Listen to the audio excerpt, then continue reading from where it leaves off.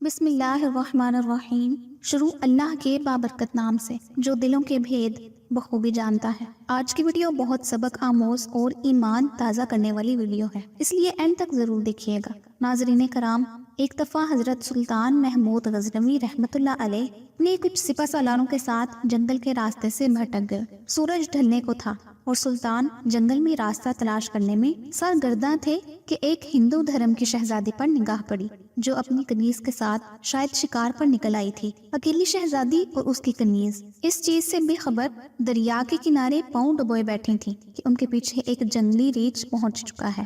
اس سے پہلے کہ سلطان کا تیر اس کے حلق سے آر پار ہوتا، وہ ریچھ شہزادی کی کنیز کو ایک ہاتھ کے پنجے سے ضرب لگا چکا تھا۔ اس سے پہلے کہ شہزادی اپنا ترکش سنبھالتی اور تیر کمان میں لگاتی، شاید بہت دیر ہو جاتی۔ سلطان محمود غزنوی رحمۃ اللہ علیہ نے پے در پے 3 تیر اس جنگلی درندے پر دے مارے، جس سے وہ ڈھیر ہو گیا۔ شہزادی کو یہ جاننے میں مشکل نہ ہوئی کہ اس مہارت اور بہادری کا مظاہرہ کوئی جنگجو سپہ سالار ہی کر سکتا ہے۔ شہزادی سلطان کی طرف متوجہ ہوئی، اظہار تشکر کے لیے اپنا تعارف کرواتے ہوئے بولی، میرا نام سمرتی ہے، میں جے پور ریاست کے راجا کی اکلوتی بیٹی ہوں، میری جان بچانے کا شکریہ۔ میں تمہیں اپنے پتا سے کہہ کر فوج میں کوئی اعلیٰ عہدہ دلوا دوں گی۔ ویسے تم ہماری فوج کے سپاہی لگتے نہیں ہو، بتاؤ کہاں سے تعلق ہے تمہارا؟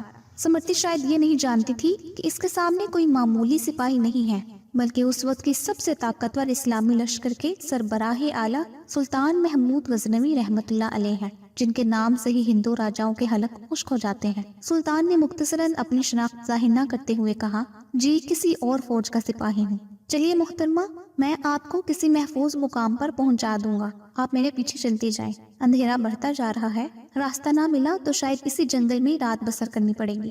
جان چکی تھی کہ یہ شخص لالچ اور خوف سے پاک ہے۔ وہ سلطان کی نظروں میں حیا دیکھ کر خود کو محفوظ محسوس کر رہی تھی۔ جنگل کی خاردار جھاڑیوں کی وجہ سے شہزادی کا پیراہن مختلف جگہوں سے چھلنی ہو چکا تھا۔ شہزادی تھکاوٹ سے چور ہو چکی تھی۔ سلطان نے شہزادی کو ایک سخت پتھروں اور درختوں کی اوٹ کی طرف اشارہ کرتے ہوئے کہا، شہزادی آپ ادھر آرام کر لیں، رات کی تاریکی بڑھ رہی ہے اور موسم میں بھی تغیر کے آثار ہیں۔ اندھیرے میں مزید سفر گھنے جنگل میں کرنا دشوار ہے، صبح نکلے تو شاید میں آپ کو کسی محفوظ مقام پر پہنچا سکوں۔ سمرتی کے پاس سلطان پر اعتماد کرنے کے علاوہ کوئی دوسرا راستہ نہ تھا۔ سلطان نے محسوس کیا شہزادی اپنے بیش قیمت مگر قدرے باریک لباس میں جنگل کی ٹھنڈی رات شاید نہ گزار سکے۔ سلطان نے اپنی موٹی چادر شہزادی کی طرف اچھال دی اور معنی خیز نظروں سے شہزادی کو دیکھا، جیسے کہہ رہے ہوں یہ اوڑھ لیں۔ شہزادی نے بلا جھجک چادر اوڑھی اور ٹیک لگا کر درختوں کی اوٹ میں پاؤں بسار لیے۔ اس کی نظریں سلطان کے چہرے کی طرف جمی ہوئی تھی، جو نظریں جھکائے ایک قریب پڑے بڑے پتھر پر بیٹھ کر آگ جلانے کی کوشش کر رہے تھے۔ بالآخر آگ جل گئی۔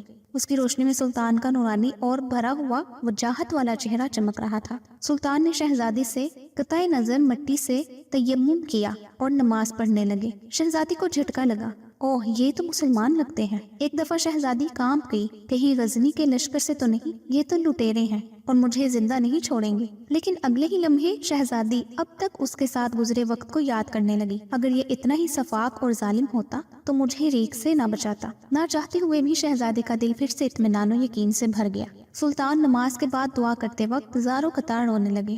روتے روتے سلطان نے اپنے خنجر کی نوک اپنے پاؤں کے انگوٹھے پر رکھ کر اس کو دبا دیا۔ شہزادی دیکھتی رہی کہ یہ جوان مرد مجھ سے گفتگو میں بے تکلف نہیں ہونا چاہتا۔ صبح صبح سلطان نے شہزادی سے کہا، اب ہمیں نکلنا چاہیے۔ کچھ دور جا کر سلطان کو ایک سفید پتھر پڑا ملا جو سلطان کے سپاہی نشانے چھوڑ گئے تھے کہ راستہ اسی طرف ہے۔ یہ اس زمانے کا ایک طریقہ تھا کہ جنگل میں پتھر چھوڑے جاتے تاکہ پیچھے آنے والا راستہ جان سکے کہ گزرنے والا کہاں سے ان کا ساتھی گزرا ہے۔ بالآخر شہزادی اور سلطان ایک ہموار راستہ پر آ پہنچے۔ کچھ دور ایک چھوٹے سے گاؤں کے آثار نظر آ رہے تھے۔ سلطان نے کہا، یہ آپ کی ریاست کی حدود کا ہی گاؤں معلوم پڑتا ہے۔ شہزادی، ہاں دیکھتے ہیں۔ گاؤں پہنچنے پر شہزادی نے گاؤں کے مکھیا کو بلاوا بھیج دیا۔ مکھیا اپنے کچھ ساتھیوں سمیت حاضر ہوا۔ شہزادی نے کہا، ہمیں 2 برق رفتار گھوڑے دیے جائیں اور کچھ خشک اناج اس سپاہی کو دیا جائے۔ شہزادی نے سلطان سے کہا، اجنبی، ہمیں بہت حیرت ہوئی ہے تم پر، آخر تم کس مٹی کے بنے ہو؟ ساری رات تم اپنے خنجر سے زخم کریدتے رہے اور میری طرف کوئی توجہ نہ دی۔ تم چاہو تو ہمارے ساتھ محل چلو، ہم تمہیں انعام و کرام سے بھر دیں گے اپنی جان بچانے کے بدلے میں۔ سلطان نے گھوڑے پر سوار ہو کر شہزادے سے کہا، شہزادی صاحبہ، زخم اس لیے کریدتا رہا کہ آپ کا حسن میرے ایمان کو زد نہ پہنچائے اور میری توجہ میرے درد کی طرف رہے، آپ کی طرف نہ پڑے۔ شہزادی نے کہا، کیا تمہیں یہ موقع گنوانا چاہیے تھا؟ ہم سے خلوت میں ملاقات کے لیے لوگ اپنی ریاستیں دستبردار کرنے کو تیار ہیں۔ سلطان بولے، شہزادی، میں مسلمان ہوں اور محمد مصطفیٰ صلی اللہ علیہ وآلہ وسلم کا غلام ہوں۔ میری نظر آپ کے جسم پر نہیں بلکہ خود میری اپنی روح پر تھی۔ شاید میرے جسم سے گناہ کا داغ دھل جاتا، لیکن میری روح پر اس گناہ کا داغ لے کر میں اپنے نبی پاک صلی اللہ علیہ وآلہ وسلم کے سامنے کیسے پیش ہوتا؟ مجھے یہ گوارا نہیں تھا، کیونکہ الحمدللہ میں ایک سچا مسلمان ہوں۔ شہزادی یہ جواب سن کر اس سپاہی کی اپنے سچے مذہب اسلام کے ساتھ لگاؤ، محبت اور وفاداری دیکھ کر ان کے کردار سے متاثر ہوئے بنا رہ نہ سکی، جیسے اس کا دل اسی اجنبی کے مذہب اور زندگی میں شامل ہونے کو بے قرار ہو۔